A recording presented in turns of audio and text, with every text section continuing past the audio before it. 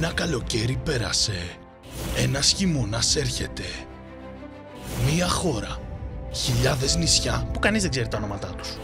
Μια Ελλάδα. Πολλά βραβεία που δεν έχεις ιδέα. Πρώτη θέση στον κόσμο από τους αναγνώστες του Condé Nast Traveler. Αμερική, Ιταλία, Ισπανία και Μεξικό να τσεκάρουν την πλάτη της. Τρίτη θέση στον κόσμο για τις παραλίες της. Ναι, αδιαφορούμε για τους υπόλοιπους.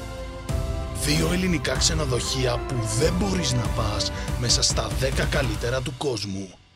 Μια Σαντορίνη, δεύτερη στον κόσμο, μάλλον δεν υπάρχει πρώτη. Εκατομμύρια celebrities, ναι τι. Ο Ντικάπριο και το πρακτορείο του.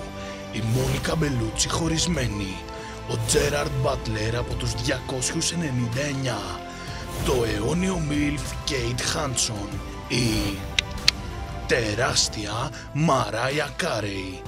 Αθήνα, 20η πόλη μέσα στους καλύτερους προορισμούς στον κόσμο. Μιλάμε για όλο το χρόνο. Ξυπνάτε Έλληνες. 6 Μισελέν αστέρια κι ας μην ξαναπάω βουλκανιζατέρ ποτέ. Έρχεται στις οθόνες το καλοκαίρι του 2000.